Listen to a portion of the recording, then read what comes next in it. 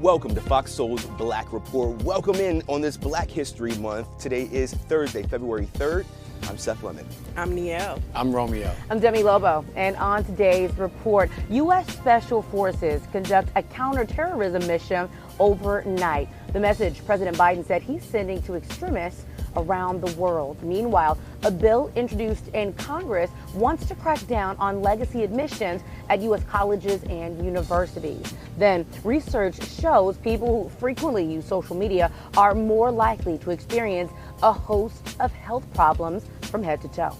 Plus, among the shortages consumers are facing, it appears there aren't enough yachts available for purchase, how the big boats that are now on backorder got more popular during the pandemic, and President Obama and wife Michelle bring history to life. We've got a first look at the former first couple's new Netflix feature.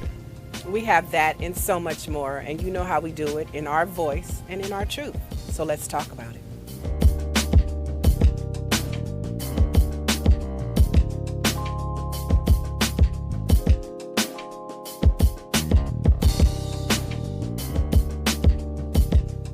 Topping your headlines this Thursday, the FBI has identified a group of people, reportedly 6 juveniles, that it believes are responsible for making bomb threats that targeted historically black colleges and universities, though authorities have not arrested anyone so far.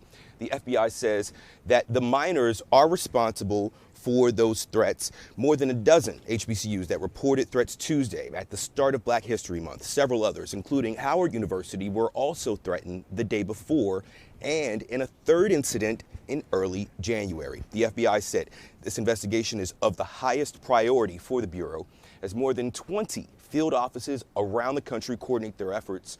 No explosive devices were found, but investigators say the children are using some crafty methods to cover their tracks. The threats are, though, being treated as hate crimes. And so it'll be interesting to see how the prosecution proceeds here if these are, in fact, children who are responsible for carrying out what the FBI is considering a hate crime. You know, there's been a great deal of work done in recent months to fund HBCUs. And so now the focus needs to be to protect HBCUs. And so when we start Black History Month, the first 3 days now, where we're supposed to be celebrating in celebration mode of and honoring Black life, now you have so many kids, I'll call them kids, but people who go to college who are fearful for their life. And this is just not how, you know, Black History Month shouldn't have started off for these students. Yeah, I agree. Go ahead, Neil. No, you go ahead, Romeo. At the end of the day, we're talking 14 different universities. They're saying they're tech savvy. If they are young kids, what is the next step? How do we reprimand them, right? Because they are doing wrong. They are costing dollars, tax dollars. They're costing time. They're bringing fear into those universities,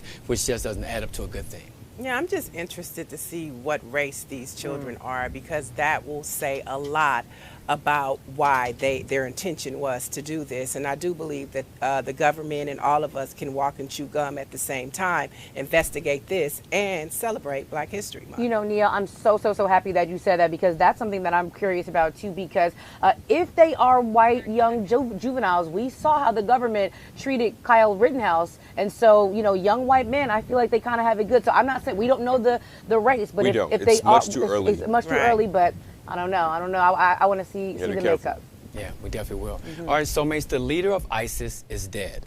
President Biden this morning announced the death of the Islamic State leader. Biden says al-Qurayshi died during a raid when he detonated a bomb that killed himself as well as his family. Special Forces commandos carried out the pre-dawn raid in northwest Syria. Aid workers say women and children were killed in the assault. Rescue workers say women and children were among the dead. President Biden urged for unity in politics at this morning's National Prayer Breakfast on Capitol Hill. The president urged people to unite during tough times and see each other not as enemies, but as neighbors. Biden emphasized the importance of protecting democracy, righting wrongs, and working together.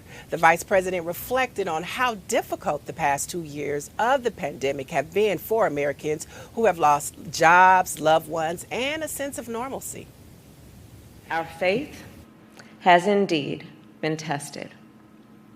But it is that same faith, our faith in God, our faith in humanity, and our faith in what is possible.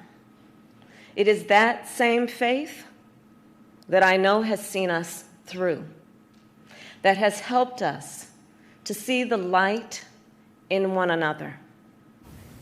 The VP also said although people's faith has been tested, it can help guide Americans during these tough times.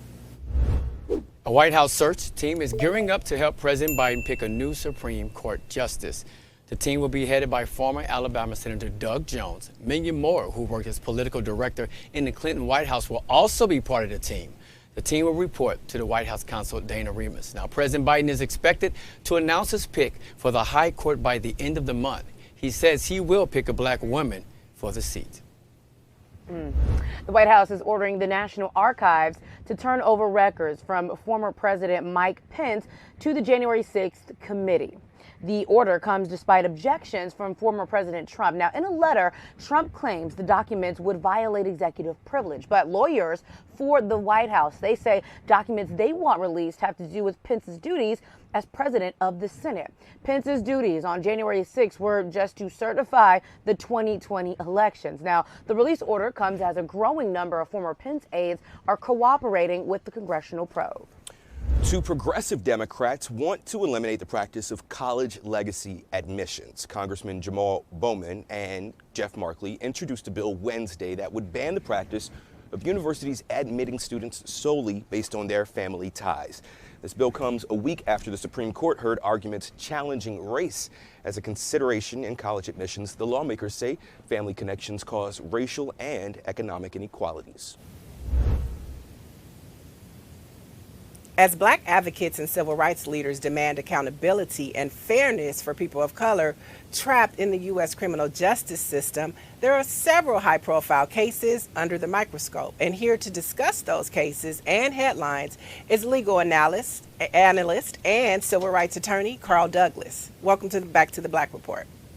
Yeah, what a pleasure to be back on your show again. Thanks for having me. Now let's start with former officer Kim Potter, who in December was convicted of first-degree and second-degree manslaughter for fatally shooting 20-year-old Dante Wright last year. Now yesterday it was reported that the state will be seeking a long sentence for her. What are your thoughts, and do you think this is a wise idea for the state to do? Given the public profile of the case, I understand the state wanting to use Ms. Potter as an example. Given the sentences that were imposed by the judge in the Derek Chauvin trial, I understand why the state is pushing for a longer sentence. And it might well happen that there'll be a sentence in the double digits given the circumstances of that case.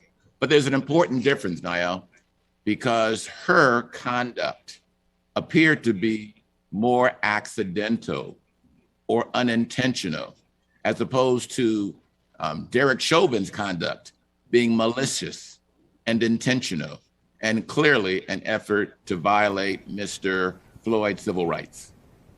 Counsel Seth Lemon here. Thanks for being with us today. I want to get your opinion on this, your expert opinion. Federal prosecutors, it seemed they had come up with an ironclad way to put the killers of Ahmaud Arbery behind bars, striking that deal with them. But it came at the expense of the family's wishes, and the family said the DOJ completely ignored their request not to offer plea deals, and subsequently a judge denied it. But it's pretty out of the ordinary to see this kind of open dissent between prosecutors and victims, right? I understand both perspectives because the family wants accountability on every level possible. But the prosecutors want to do justice, and the swift administration of justice is often met by a guilty plea. In that case, the prosecutors are agreeing that the defendants will be able to serve their time in a federal prison environment. That is considered more preferable, usually, for criminal defendants than most state institutions.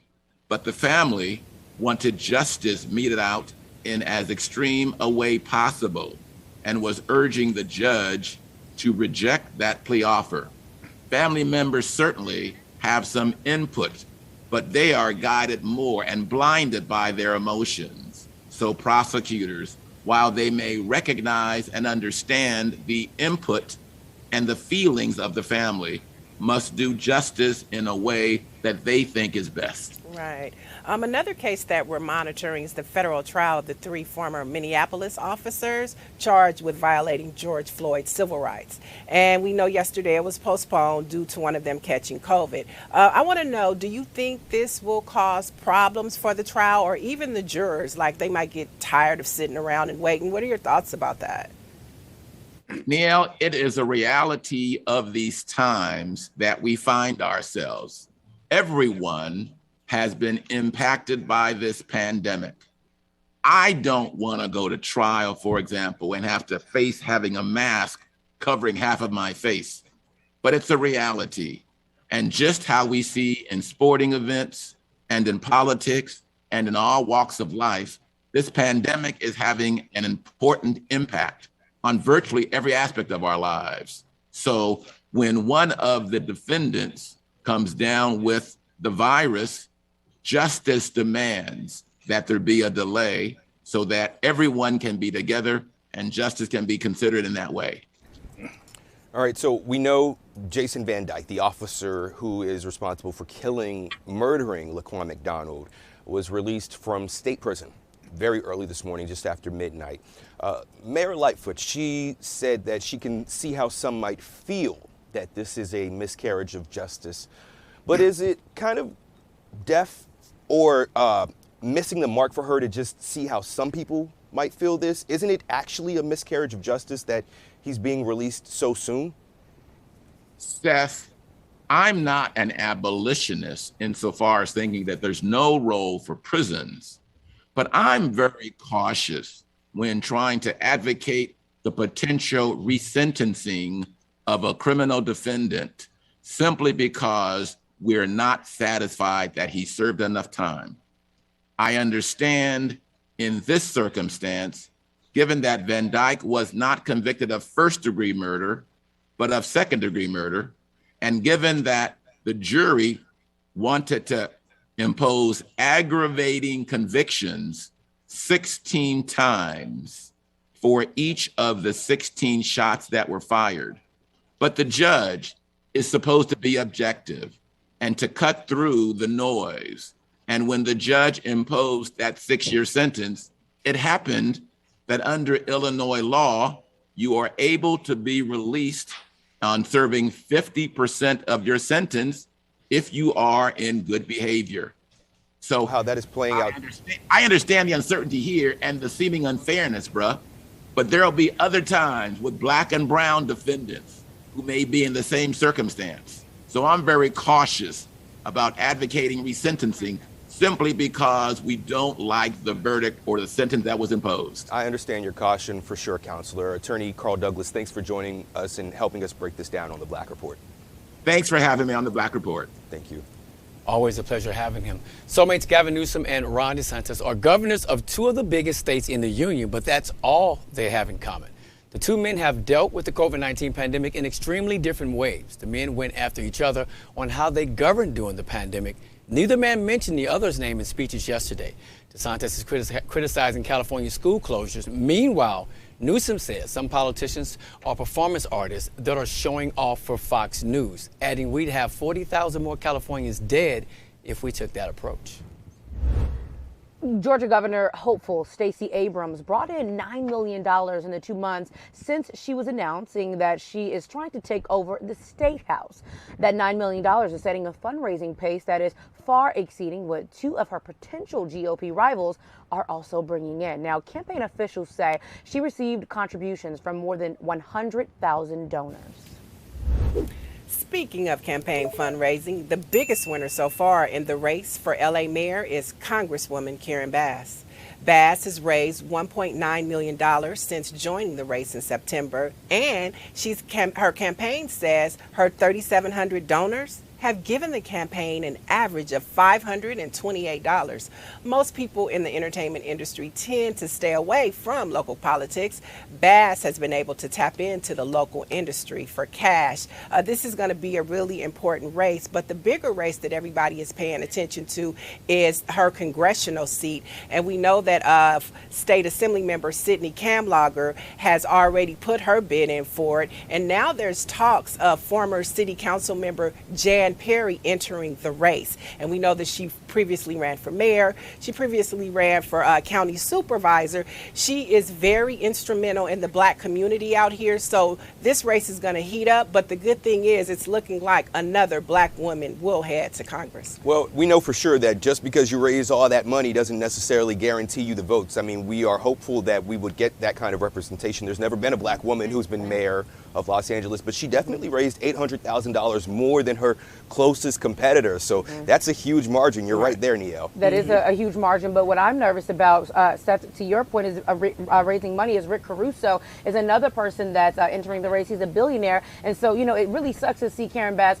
raise all this money with all these donors. But someone like him, he's a billionaire. He owns the Grove here in L.A. He could self-fund his entire campaign. So definitely looking forward to seeing how this turns out. Absolutely. We'll keep an eye on that. Speaking of Los Angeles news, the city is getting about $21 million from a state program that is set up to help with the state's homeless crisis. The money will be used to buy and convert an apartment building into permanent housing for the homeless. Project Homekey's goal is to convert hotels and apartment buildings into 1,200 apartments throughout the city.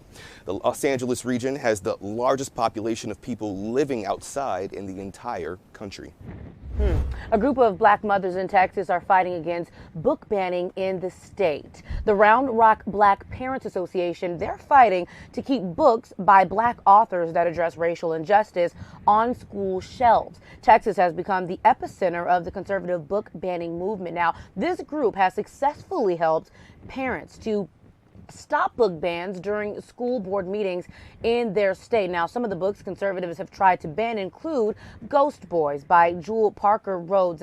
According to a Texas parent, reading this novel about a black boy killed by police, it might cause white children to, quote, feel ashamed based on the color of their skin. Another book, Michelle Obama's Political Icon, is written by Heather E. Schwartz. Now, parents say it unfairly depicts President Trump as a bully, and Mrs. Obama's reflection on race. It gave the impression that if you, quote, sound like a white girl, you should be ashamed of yourself.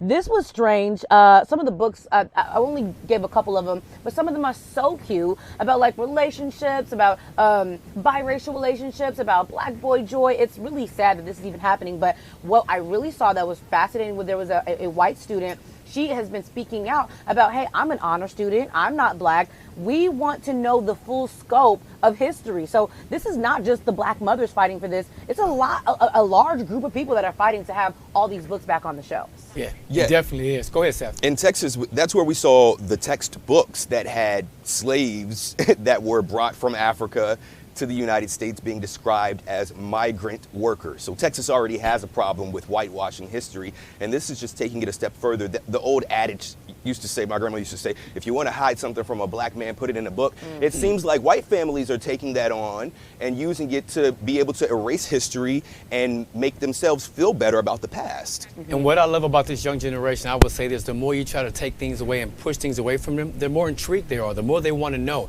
Put these books on the shelf. There's plenty of books in the library I may not pick up, but if I want to know and learn about this, I should have that right to do so. Yeah, so we know lawmakers are trying to ban black history across this country. So this is why I applaud these mothers and everybody that is saying, no, this needs to be in our history. And that is where the change is going to come. It's going to come from the people. So I definitely applaud these mothers. I agree. All right, police in Texas are trying to find out what happened to a black man whose body was discovered in a car trunk at a Dallas impoundment lot. Taylor Young had been missing since December until his body was found Monday. Following the news, Young's mother took to social media to share a statement saying, "I lost my baby and my friend." She also thanked her supporters and asked for prayers. Investigators are trying to find out who killed the 25-year-old. An estimated 130,000 people in the Southwest are without power right now, 70,000 of them in Texas alone. Ice storms are causing havoc in that region. The Dallas-Fort Worth airport is closed because of the storms. The storm is hitting the central United States and it's on its way to the northeast. Forecasters say the storm is moving further north and it will bring a mix of snow, ice, and sleet.